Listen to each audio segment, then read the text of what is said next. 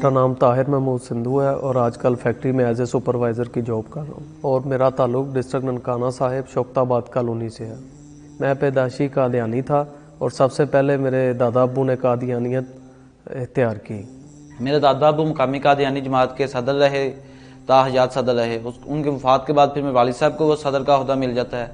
15 साल तक वो भी सदर जमात अहमदिया कॉलोनी शोकताबाद रहे।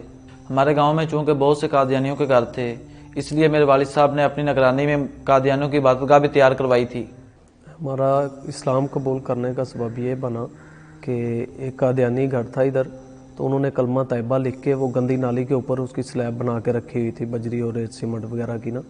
तो हमारे इधर कोई मुसलमान भाई थे, उन्होंने देखा भी ये क्या है, ये तो ऊपर कलमा लिखा हुआ है। इस तरह उन्होंने गाँव के चंद लोगों को बताया कि ये मामला भी, इन्होंने कादियानी है ये बंदा, तो इसने ये कलमा तैयबा लिखा हुआ है और ये गंदी नाली के ऊपर रखा हुआ है। चूँकि मेरे वालिद साहब कादियानियों में काफ़ी असर रसूख रखते थे, इसलिए अहले इलाका और उलमा हजरात मिलकर मेरे वालिद साहब के पास आए कि वो हमें स्लैब दें।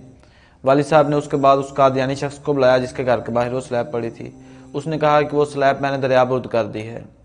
उसके जाने के बाद उसकी अहलिया आ जाती है और वो कहती है कि आपको स्लैब से क्या मसला है, क्या क्यों पूछ रहे हैं आप स्लैब के मुतल्लिक। तो उससे पूछा गया कि वो स्लैब कहाँ है। उसने कहा कि वो हमने गंदे छप्पड़ में फेंक दी है।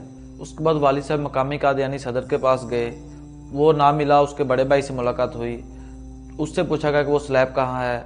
तो उसने कहा दफ़ा करो, कलमा ही तो था, वो उसी गंदे नाले में चोरी करके हमने फेंक दी है। उसके बाद अमीर ज़िला कादियानी से रब्ता किया गया, तो उसने भी कहा कि दफ़ा करो, आपने क्या निकालना है इस काम में से। वहाँ से अस्तगफिरुल्लाह वाला साहब ने हाथ ऐसे कानों को लगाए, कहते ये आपकी जमात कुछ सच्ची नहीं है। इसका वालिद साहब को बहुत दुख हुआ कि इन्होंने ना कलमे के एक तो तौहीन की और दूसरा इनके ओहदे दौरान इसकी सज़ा भी नहीं दे रहे इसको जिसने ये गुस्ताही की है। इन सारी चीज़ों को देखते हुए वालिद साहब और हम तीनों भाइयों ने कादियानियत पर लानत बेचकर इस्लाम कबूल करने का फ़ैसला किया। तो फिर हमने 27 रमज़ान को इस्लाम कबूल कर लिया।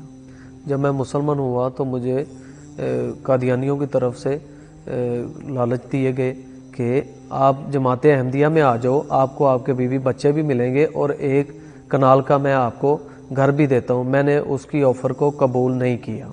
मेरे वालिद साहब और 3 भाइयों ने जब इस्लाम कबूल किया तो उन्होंने उस वक़्त मुझे भी कहा कि आप भी इस्लाम कबूल करें हमारे साथ, लेकिन कुछ वजहात थी जिसकी वजह से मैं इस्लाम कबूल नहीं कर सका। मैं घर से अपने बीवी बच्चों को लेके घर से निकल पड़ा। तो फैक्ट्री में जॉब जहाँ करता था वहाँ पे फैमिली क्वार्टर मकान जो है किराए पे लिया, उधर हम तकरीबन 1 साल रहे। हम 5 भाई हैं और जब हम मुसलमान हुए, 3 भाई और वालिद साहब, हम चारों मुसलमान हुए। और बाद में मेरा भाई जाहिद महमूद, उनको मैंने दावत दी। वालिद साहब से राब्ते में रहा मैं और भाई से बरार से भी राब्ते में रहा। अक्सर इनसे मुलाकात भी होती थी, उधर जाता था मैं। वालिद साहब मुझे कहते रहते कि बेटा इस्लाम कबूल कर लो, ये असल राह है।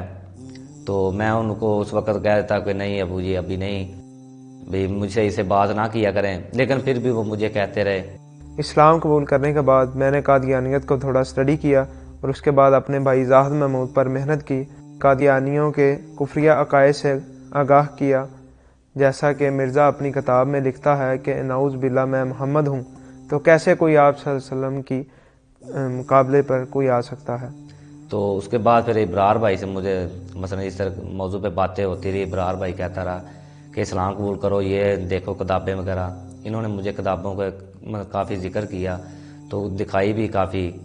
तो पहले भी मतलब मुझे शौक़ था काफ़ी, इसलिए तो मुझे और यकीन हो गया कि वाकई कादियानी हैं जो ये झूठे हैं। बिल आखिर 12 जून 2020 को अल्हम्दुलिल्लाह इस्लाम कबूल करने का मैंने ऐलान कर दिया और बिमा फैमिली के साथ हमने इस्लाम कबूल किया। और मैंने देखा कि मेरे वालिद साहब और 3 भाइयों का इस्लाम कबूल करने का ये फ़ैसला बिल्कुल दुरुस्त था। जब हमने इस्लाम कबूल किया तो कादियानियत की तरफ से रद्द अमल ये था कि मेरे बीवी बच्चों को छीन लिया और हम बच्चों को मिलने की गरज से जनाब नगर रबुआ में गए। वहाँ हमें हरासा करने की कोशिश की। ये जो इनके गुंडा फोर्स है, वाइट कलर के डाले शाले गन्ने और मोटरसाइकिलें हमारे पीछे लगा दी। वो अल्हम्दुलिल्लाह हमारा वहाँ पे मौलाना अलियास चन्योटी साहब के साथ रब्ता था, क्योंकि हमारे पास जब हमने इस्लाम कबूल किया काफ़ी उलमा हज़रात तशरीफ़ लाए और उनकी बदौलत हमें उनका भी नंबर मिला। تو ہم نے ان سے رابطہ کیا کہ یہ ہمیں ہراساں کرنے کی کوشش کر رہے ہیں، تو ہم نے آواز اوپن کر دی. وہ جتنی قادیانی گنڈا فورس تھی انہوں نے سنا، پھر انہوں نے ہمیں چھوڑ دیا. اور یہاں پہ جتنے کوئی کٹر قادیانی بیٹھے ہوئے تھے ہمارے اسلام قبول کرنے کے بعد، انہوں نے آئے دن ہمیں پریشان کرنا شروع کر دیا. کبھی 15 پہ کال کر دی تاکہ یہ کسی بہانے سے واپس قادیانیت کی طرف آ جائیں. اور جتنا بھی ہمیں 2-3-4 مرتبہ اریسٹ کیا گیا، لیکن اس سارے رد عمل کے باوجود ہم سب بھائی اسلام پہ ڈٹے ہوئے ہیں. جب ہم نے اسلام قبول کیا تب ہمیں قادیانیوں کے کفریہ عقائد کا مکمل علم نہیں تھا، اور اسی طرح ہماری شبان ختم نبوت کے نائب امیر مولانا منیر علوی صاحب سے ملاقات ہوئی، جس میں انہوں نے ہمیں مرزا قادیانی کی لکھی گئی اپنی کتابوں میں سے اس کے کفریہ عقائد کے متعلق تفصیلی آگاہ کیا، جس کے بعد ہمیں یہ علم ہو گیا کہ یہ زندیق کافر ہیں اور بہت بڑا فتنہ ہے. میرے 3 بچے تھے، 2 بیٹے اور 1 بیٹی تھی. جب سے میرے بیوی بچوں کو چھین کر لے کر گئے ہیں تب سے میری ان کے ساتھ کوئی ملاقات اب تک نہیں ہوئی ہے، اور فون پر بات بھی نہیں کرنے دے رہے.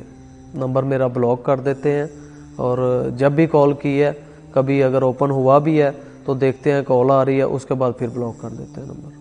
پھر میں نے ایک دن سوچا کسی اور نمبر سے کوئی نمبر چینج کر کے میں ان سے بات کرنے کی کوشش کروں، تو نمبر چینج کر کے میں نے کال کی تو میرے بیٹے نے فون اٹھایا، تو اس نے آواز پہچان لی میری. کہہ رہا پاپا کیا حال ہے؟ میں نے کہا ٹھیک ہوں بیٹا. پاپا آپ آ جائیں. میں نے کہا بیٹا آ جاؤں گا. کب آؤں؟ صبح آ جائیں پاپا. اتنی بات پیچھے سے آوازیں آ رہی تھی، بیٹا کس کا فون ہے؟ پتہ نہیں کس نے آ کے پکڑا، وہ فون کٹ کر دیا. اس کے بعد میری بات میرے بیوی بچوں سے نہیں ہوئی.